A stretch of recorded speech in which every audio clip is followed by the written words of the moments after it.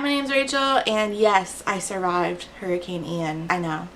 You were all waiting with bated breath. Today we have another Authors Behaving Badly. Today's author is Laney Sarem. According to IMDb, you might know Laney from a bunch of uncredited shit like small non-speaking roles in Jason Bourne, Paul Blart Mall Cop 2, and Trailer Park Shark. She's also known for scamming the New York Times bestseller list with her book, Handbook for Mortals. Before I continue, I have to say thank you for being a friend to my patrons. Thank you to Lex and SJ for paying my therapy bills, and thank you to my potato starch Marxists. Allison, Carlin, Ebby, Kate, Katie O, Marcella, Molly, Paige, Reba, Shannon, Sean, Sarah, Chris, Jules, and CJ. So besides an interesting list of IMDb entries, Laney Sarem has dabbed in several pieces of the entertainment industry. Dabbed? Dabbled. What? Why did I say dabbed? What is this, a stain on a carpet? Well, yeah, kind of. Apparently she is the former manager of a band called Blue Traveler. She's also worked with the Plain White Tees, a band I've actually heard of, unlike the other one. In 2017, Laney became infamous in the book community. And when I say infamous, I mean she became notorious for scamming the New York Times bestseller list. You may be asking, who is this woman that I have never heard of? What the fuck is this book that I've definitely never heard of? And what is it about? Great question, I will tell you. According to the Handbook for Mortals still available website, Handbook for Mortals is the first book in an urban fantasy / paranormal romance series that centers around Zaid, a free-spirited 20-something girl who comes from a long dynasty of tarot card readers who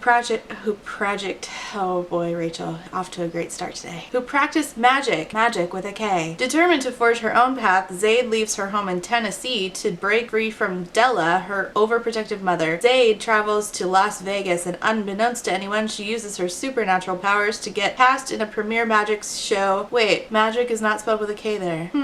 Led by the infamous magician Charles Spellman, like Sabrina? Behind the scenes of this multi-million-dollar production, Zaid finds herself caught in a love triangle with Mac, the show's handsome but rough around the edges technical director, and Jackson, the tall, dark, handsome, charming band leader. During a hugely complicated illusion, Zaid is critically injured, and her only hope is a special kind of magic with a K to save her. Even that may be too late. Handbook for Mortals premiered in August 2017 as a USA Today bestseller and is already in the works to be made into a motion picture. Is it?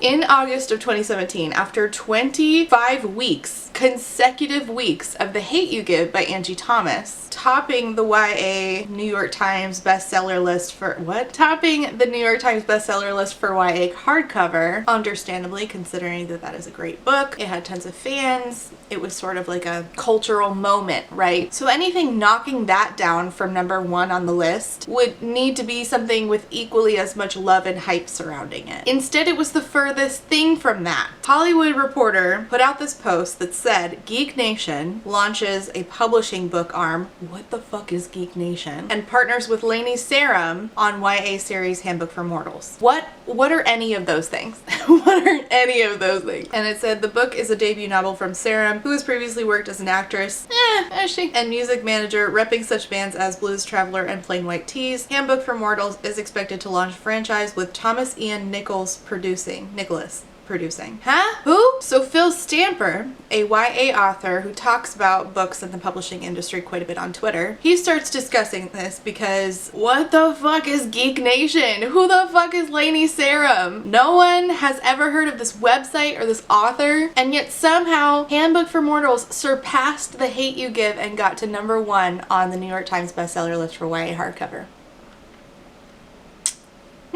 He says, I find it strange that a mediocre website can decide it wants to be a publisher and 1 month later hit the #1 on the New York Times bestseller list. This is what I'm referencing, a book that's out of stock on Amazon and not currently in any physical Barnes & Noble in the tri-state area. And he shows a picture of the bestseller list with Handbook on top, surpassing The Hate U Give. He says further, a book that no one has heard of except for 2 niche blogs that covered the Geek Nation press release sells 5,000 roughly in the first week. Okay, because that's how you actually get on the New York Times bestseller list, by the way. Certain bookstores report their sales to the list, so those sales amounts equal to being on top of the list. And if you buy in bulk, you can technically buy your way to the top. So this thread by Phil Stamper turned into like a whole thread of different people investigating this extremely weird set of circumstances where a book that nobody had heard of somehow was the #1 YA book. People noted that there were only a few Goodreads reviews at the time, and all of them were 5 stars. Some of them were repeats. This looked very fishy. It was becoming clear that this was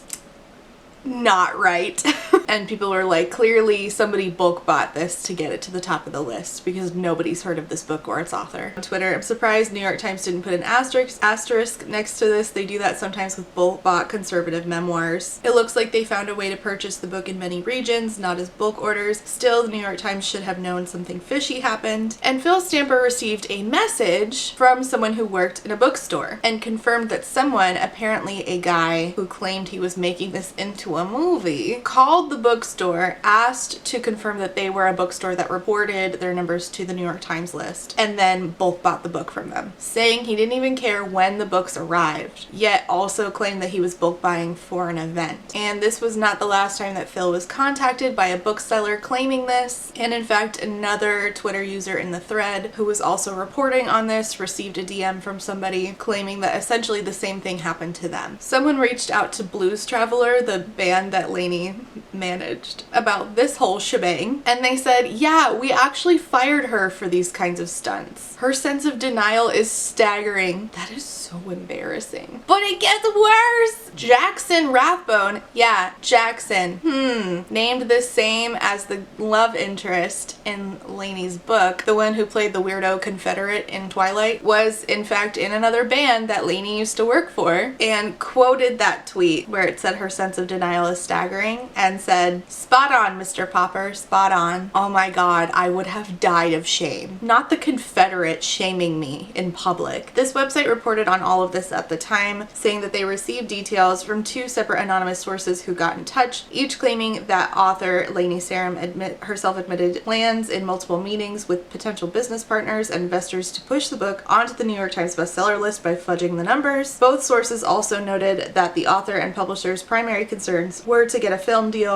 and the movie having been promised funding if it became a bestseller, hence a bulk buying strategy with a focus on reaching the convention circus. And they said that they kept their sources anonymous, but they trust their contacts. And it was found out that Laney and company had actually used a third-party marketing company called Result Source, who specializes in bestseller campaigns. See, this is why I'm happy for authors when they get on bestseller lists, but bestsellers mean nothing to me. And Result Source was involved in the bulk book buying of Handbook for Mortals. And Jeremy, one of the people in the thread who was investigating this, said that we have confirmed that Krista, an employee of Result Source and associate of Laney, placed at least 1 bulk order. They don't know who exactly it was the idea of to hire Result Source. If it was the guy who wanted to make this into a movie, Laney herself. Laney may not have been the one to instigate this plan, but still went along with it. Stupid. Nicholas, the guy who was supposed to be making this into a movie, was doing an interview with WGN Radio and claimed that the high sales were because of pre-orders essentially that had been bought at conventions. And it's like, no, y'all bulk bought and you know it, you're lying. There was also an issue with the cover because the cover is a ripoff of art by an artist named Gil Delmase, who was never credited. The cover artist who made Laney's version claimed that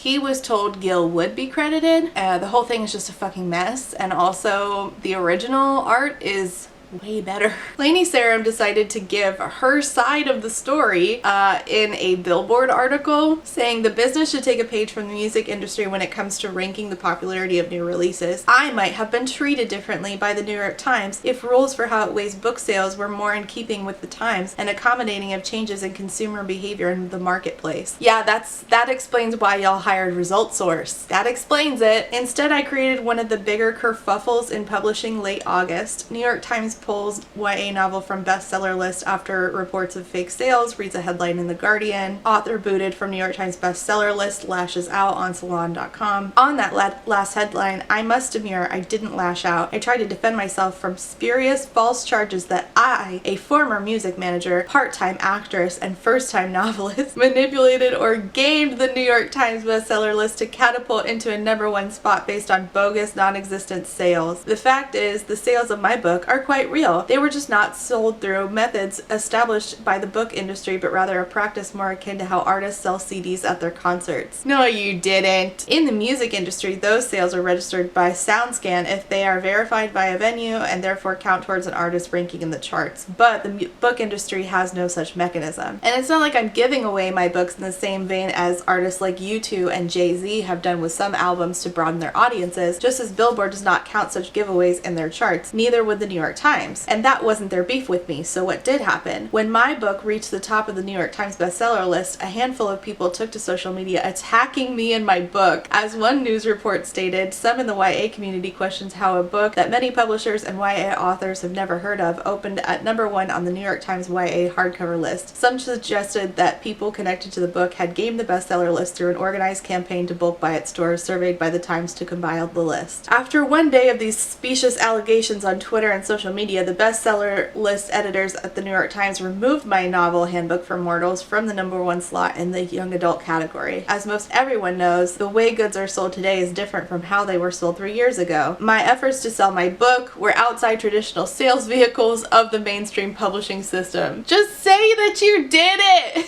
Rather than use traditional means, I chose to promote my book in a city-by-city tour of Wizard World and Comic-Con events, which bring together avid fans of comic books, fantasy, and tales of horror and the supernatural. In late August, for example, we were promoting the book at Wizard World Comic-Con in Chicago in an effort to win new fans. This in-person approach works. I don't think it does. I think that you are lying. In order to sell these books at events, I had to have books to sell. If I had purchased the books directly from my distributor, Itasca Books, they would not count as sales for the purposes of the New York Times list. If they were to purchase from booksellers, brick and mortar or online, they would count. While I didn't limit my purchases to only those booksellers involved in the Times list, I did purchase books in bulk from booksellers to resell them later at events. Okay, so you admit it. You bought your own books assuming that people would buy them and simultaneously put yourself at #1 on the list. That is cheating. It's not unlike artists selling CDs at their concerts. Cool, but this isn't the music industry. It's just not. What I have chosen to do is build a community of interrelated fans at these 3D real-time events. But you won't though because your book's bad. And also there's no way to get a sample of a book quickly the way there is to get a sample of music. It's not, you're not selling the same thing. Books and music are two very different things. This is part of what I believe is a new innovative strategy, one that is aimed at building an entire new franchise in the Hunger Games and Game of Thrones mold, yet without having to give up creative control and a huge cut of the revenue to some synergistic studio giant a la Disney or Fox. Yeah, but you would have to have a good product in the first place, and you don't. This is why we published the book with the film rights already in place, set to produce the first of up to 5 Handbook for Mortals films that will star in the lead role. Yours truly! Alongside my producer and co-star Thomas Ian Nichols, if all goes well. Oh my god! Listen, the whole you being like outed by your bands as being a shit person was really embarrassing, but you just embarrassed yourself. You just self-burned so bad by admitting that your main character was a self-insert to the point where only you can play the main character. I cannot. That is so, isn't she like, she's probably at least 35 at this point, right? Why would you play a 20-something? I can't. What is this, like Riverdale? I can't. Oh my god. This is so funny. The New York Times bestseller list is one of the most coveted platforms in all of publishing, and most any author would be honored to be included in that list, let alone to be ranked #1, but I honestly believe the steps I took are well within the rules. As I said previously, the sales of my book are real sales to real people. No, no, no, no, no. They're not. They are an assumption that you will sell, maybe, books if you can get people interested in real person events to shovel out 20, 25 bucks or whatever. That's an assumption on your part. That's not real sales. They are maybe going to be real sales. That is why you scammed your way to the top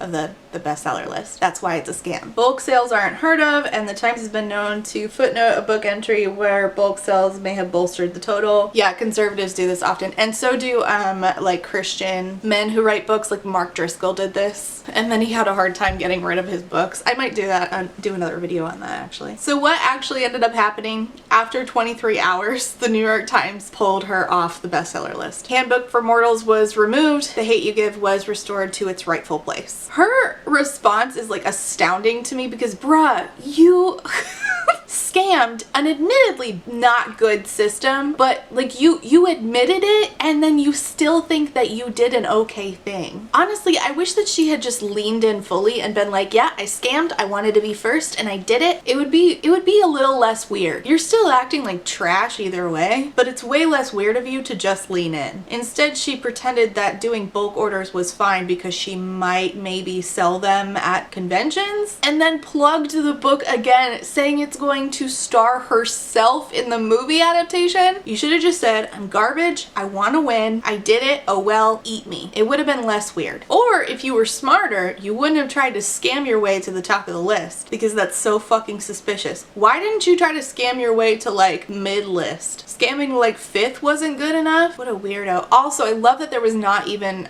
a word on, let alone an apology to Angie Thomas or to the artist whose work got ripped off for her cover. You ripped off an artist and you took Angie Thomas, her rightful place away from her for a bad book with a bad cover that nobody wants to read. So Laney's weirdness and honest to God stupidity did not stop there. In December 2017, author and blogger Jenny Trout did a full breakdown of reading the book Handbook for Mortals. And on one of her posts where she was talking about like an inaccuracy in the performance, like the magic, the circusy performance thing. Circusy performance thing, Rachel? Jesus Christ. The, you know, Magic with a K show in Vegas. Well, someone decided to hop into Jenny's comments saying, well, actually, and it turned out despite pretending not to be, that someone was Laney Sarem herself. I will link you that whole thing down below. It's so funny. The whole ordeal is just absolutely hilarious. And once again, Laney Sarem embarrassing herself on the internet. Why do you keep doing this to yourself? By the next year, Laney was selling the books still with stickers on them that said, I shit you not, New York Times bestseller list for 23 hours. And in May of 2018, her and Ian, the guy, the Thomas Ian,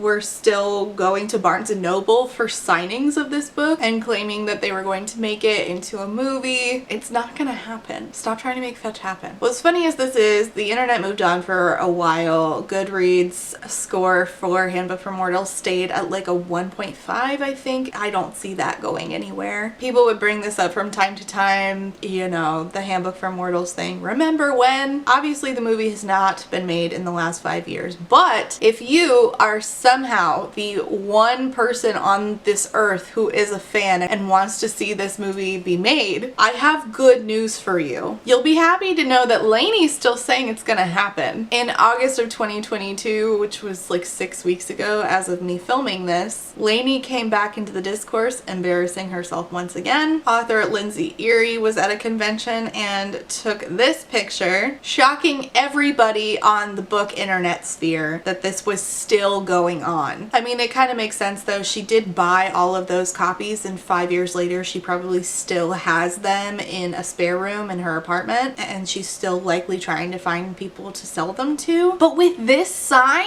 there are so many layers to unpack here. First of all, no, it is never becoming a motion picture. Secondly, I'm fairly certain that you using these like actual logos for Twilight and Harry Potter and such is violating some sort of copyright law. Third, why are you still using that 23 hours thing to sell books? Like, that doesn't make you look good at all. This is just so many layers of embarrassing, honestly. This particular photo came from Calgary Expo, so Laney is still trying to implement this strategy of going to expos and conventions to sell her books. And apparently she's going and speaking at things lately, where she's not only holding talks about world building, and by the way, the pitch for this talk misspelled the name J.K. Rowling, which is just so on brand for Laney. But she's also like hosting panels, like this event called Epic and Chill, which I don't even know which question to ask first. Why is Laney Sarem hosting panels? Why? Who asked for this? When? For whose benefit? Was no one else available? Did she offer to do it for free if like everyone agreed to take a copy of her book home? Wait, before you all leave, come meet me at my car. I have a bunch of my books in the back. You can have them for free. Just take them off my hand. And sadly, I actually got a comment from somebody who asked me to do a video on Laney Sarem, which you are not the first. Thank you for commenting that. But they didn't know about her until she sold them her book recently. And they looked it up on Goodreads and saw the 1.5 star average. So commenter, I'm so sorry. I wish I could give you a hug. If I could, I would take that book off your hands and I would review it for you. It's real bad, huh? It's probably real bad. As penance, I am placing Laney Sarem on the top of authors behaving badly list for the next 23 hours. For swindling you. That is the price she must pay. To everyone else, consider this a handbook on how not to behave. Well, a handbook for how authors should not behave. It's big yikes. Thanks so much for watching. Leave your comments and questions down below. I think that that's all the housekeeping I have to say. I haven't filmed in 2 weeks because of the hurricane, so I'm very lost right now. I was supposed to bulk film 4 videos today. That's not happening because it's 2 p.m. and I did not sleep last night. Anyway, thanks so much for watching. Again, I'm repeating myself. Let me know what you thought of Laney Sarem. Let me know if you know anybody else who scammed their way to the New York Times bestseller top person for more than 23 hours. And I will see you next time. Bye!